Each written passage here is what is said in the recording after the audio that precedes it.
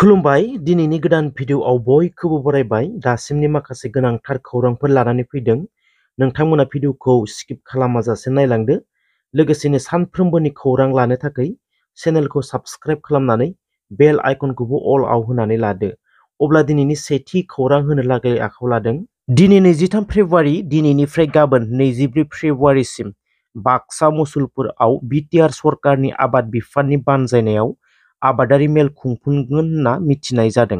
बे मेलाव गासै 300सो आबादारिफोरखौ ट्रेनिं होनाय जागोन होनना खौरांनि गेजेरजों मोनथिनाय जादों।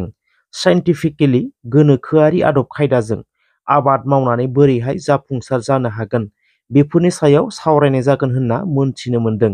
बे हाबाफारियावनो बिटिआरनि सिइएम प्रमद बर', बिटिआरनि इएमफोर लोगोसेनो स्पिकार बिस्वजित दैमारी बिथांमोना बाहागो लागोन होनना मोनथिनो मोनदों। एपिएससि आनजादनि खालार फोसावनानै होखानाय खालारखौ सोलायबाय। माखासे एंगारनो हायै जाहोननि थाखाय आरो गुबुन मोनसे आनजाद थानायनि जाउनाव 2024 मायथाइनि 17 मार्चआव खुंफुंनो गोनां एपिएससि आनजादखौ 18 मार्चआव खुंनाय जासिगोन होनना आसाम पाब्लिक सार्भिस कमिसननिफ्राय गांसे नटिफिकेसननि गेजेरजों फोसावनानै होदों। उदालगुरि जिल्लानि माजबाद पुलिसनि गोख्रों सिग्रोमनायाव 42 किल' फां हमदों। माजबाद पुलिस थानानि बिबानगिरि सन्जय कुमार दुबे, एसआइ कुशल चन्द्र नाथ, चित्तनील दास आरो लालपानि पुलिस थानानि आइसि प्रणब बरुवाजों लोगोसेयै स्रोदै खौरां मोननानै आसाम अरुणाचल सीमायाव गोख्रोङै सिग्रोमनानै गंसे एल्ट' आरो 42 केजिनि फांखौ हमनो हादों। हमनो हानाय फांनि बेसेना 4,60,000 रांनि होनना मोनथिनो मोनदों। आसामनि गोबां फरायसालिफोराव नंखाय फरायसा आरो फरायसुलिफोरनि मुं मख'नो गोनांदि आसाम सोलोंथाइ बिफाननि बोसोनगिरि डक्टर ननि गपाल महन्तनि फोरमायनाय बायदिब्ला आसामनि गोबां फरायसालिफोरावनो नंखाय फरायसा आरो फरायसुलिफोर दङ। फरायसालियाव जेसेबां फरायसाफोर दङ बिनि बांसिनहै सरकारनो दिन्थिदों होनना मोनथिहोदों। फरायसालि बानजाय आफादजों आन्दोआव बुजा-बुजि जाज्लायनानै रांनि थाखाय नंखायखौनो गोबां स्टुडेन्टसफोर दिन्थिदों होननानै सोंखारिदों। डक्टर ननि गपाल महन्तआ नंखाय फरायसाफोर बांनायनि सायाव गोख्रों राहा लामा लागोन होनना बुंदों। आसाम सरकार एजुकेशन डिपार्टमेन्टआ फैगौ लकसभा बिसायख'थिनि थाखाय बिपिएफ दोलोनिफ्राय केन्डिडेट्स महरै फेडेरेल लिस्टआव 3 मुंखौ फोसावदोंमोन। 1 नम्बराव प्रमिला रानी ब्रह्म, नैथियाव खाम्फा बरगयारी, थामथियाव पृथ्वीराज नारायण देव मेस।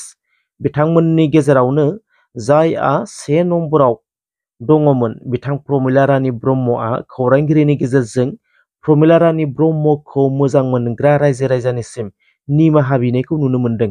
बिथाङा रोखा बुंनानै होदों दि बिसायख'थियाव गेलेया होननानै।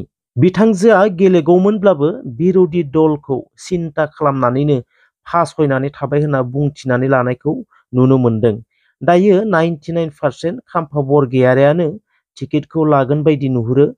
पृथ्वीराजखौथ' बर'फोरा सापर्ट खालामनाय नंखाया बेखौ नुहुरो आरो जुदि पृथ्वीराज नारायण देव मेसनो टिकेट होयो अब्ला बिपिएफ पार्टिया देरहागोना बारा आसा गैयैखौ नुहुरो। बेराफारसेथिं इउपिपिएल दोलोआ सोरनो टिकेटखौ होगोन दासिमबो रोखा जायाखै। रायजो राजानि सन्देह बायदिब्ला राजु नार्जारिखौनो मोनगोन बायदि नुहुरो, नाथाय दा बुंनो हाथ'वा सोरनो होमारगोन। जियानो जा जायानो जा बे बारनि बिसायख'थिया जोबोरैनो हिट जागोनखौ नुहुरो, नाथाय सोर देरहागोन बियो रायजो राजानि आखायावनो दङ। गहपुर बरपुखुरिनि बर' फिसा चन्दन नार्जारिखौ फिदिंना न'सिम हरफिननो रुखु रुखु गाबनायजों बिमाया खावलायदों। मोनथिनाय बायदिब्ला चन्दन नार्जारिया गहपुर बरपुखुरि हालामनि नखरनि सासेल' फिसा हौवा। बिथांनि हरखाबै गोमानाय जाथाया रायजो नाङैनो मोनसे गिखांनाय थासारि सोमजिहोदों। नखरनि आर्थिक अबस्थाया मोजां नङैनि थाखाय तिनिसुकियासिम खामानि मावनो थांदोंमोन चन्दन नार्जारिया। चन्दन नार्जारिजोंनो लोगोसेनो माखासे लाइमोनफोरखौबो लांखारदों होननानै मिथिनो मोन्दों। गामि आरो हालामनि रायजो राजाफोरनि फोरमायनाय बायदिब्ला एनएससिएन आरो आलफा आफादानो लांखारनायनि सन्देह खालामनाय जादों। जि आफादानो लाङा मानो नखरनिफ्राय आरो हालामनि रायजो राजाफ्रा मोजाङै मोजां न'सिम दैथायहरफिननो थाखाय गुरैयै आर'ज गाबदों।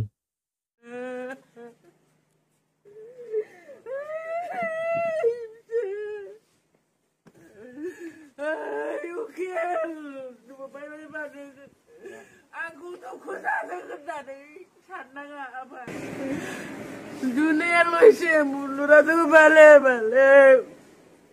Mul usaron putio. Mulura. Aku na jane bawa nai kama boleh kuno manu nai. Hinu kuale mukune kuabo dukia lora.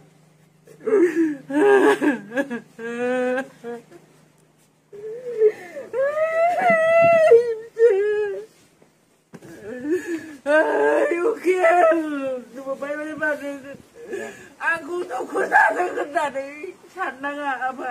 Aku sanginya tuh.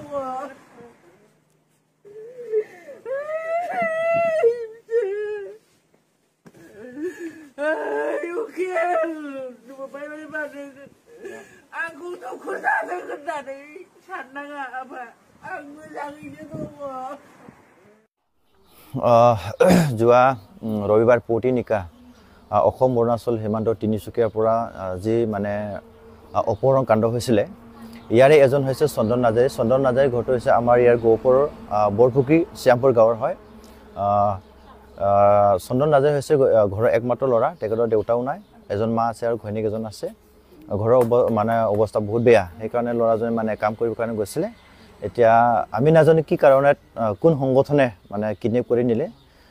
যিয়ে নহওক আমি ৰাইজৰ হৈ এটাই মানে অনুৰোধ জনাওঁ যে ল'ৰাজনক আৰু ল'ৰাজনৰ লগত যিমানবোৰ আছে চবকে যাতে ভালে ভালে সোনকালে ৰিলিজ কৰি দিয়ে, সেইটো আমি মানে সকলো ওচৰ আমি প্ৰাৰ্থনা। এতিয়া আমাৰ শ্যামপুৰ পুখুৰীৰ পৰা যিটো ল'ৰা আমাৰ তিনিচুকীয়াত কাম কৰিবলৈ গৈছিল পকলেণ্ড চলাবৰ কাৰণে, তেওঁ আজি 4 দিনৰ পৰা সন্ধানহীন হৈ আছে। শুনামতে যিটো তাত সংগঠন NACN নতুবা আৰু আলফাৰ জড়িত বুলি আমি অনুমান কৰিছোঁ, যাতে এখেতসকলে এই ল'ৰাজনক বৰ দুখীয়া ঘৰৰ ল'ৰা, মাক আৰু তাৰ ঘৈণীয়েকক পোহপালৰ কাৰণে তাত কাম কৰিবৰ কাৰণে গৈছিল। একো নজনাকৈ চিধাকৈ তেওঁ কাম কৰি আছে। তাৰ কাৰণে এই ল'ৰাজনক যাতে সোনকালে এৰি দিয়ে, মানৱতাৰ খাতিৰত একো হানি বিঘিনি নোহোৱাকৈ, তাৰ কাৰণে মই সংগঠনটোক অনুৰোধ কৰিছোঁ। আৰু লগতে অসম চৰকাৰকো যাতে এই কাৰ্যত আগভাগ লৈ পেলাই যেনেকৈ পাৰে তেনেকৈ সুবিধা কৰি এই ল'ৰাজনক মুকলি কৰি দিয়াত সহায় কৰে, তাৰ কাৰণে মই চৰকাৰকো অনুৰোধ এইটোৱে বিচাৰোঁ যে আমাৰ যিটো মাননীয় মুখ্যমন্ত্ৰী যাতে সেইটো সন্দৰ্ভত অলপ জানি শুনি অলপ চাই চিতি মানে আমাৰ এইটো চন্দন নাৰ্জাৰী যিটো ঘৰ দেখিছে সেই তাৰে এজনহে উপাৰ্জন কৰা মানুহ আছে। থ্যাংক ইউ সো মাচ ৰাইজেফोर जायफ्रा जोबजासिम नायजोब्बाय, गासैनिसिमबो थ्যাংक इउ। आरो नोंथांमोना जुदि भिडिअखौ मोजां मोनदोंबा अन्नानै मोनसे लाइक खालामगोन, जाहाथे नोंथांनि मोनसे लाइकआनो आंनि थाखाय गिदिरथार थुलुंगानाय जागोन। थ्যাংक इउ सो माच।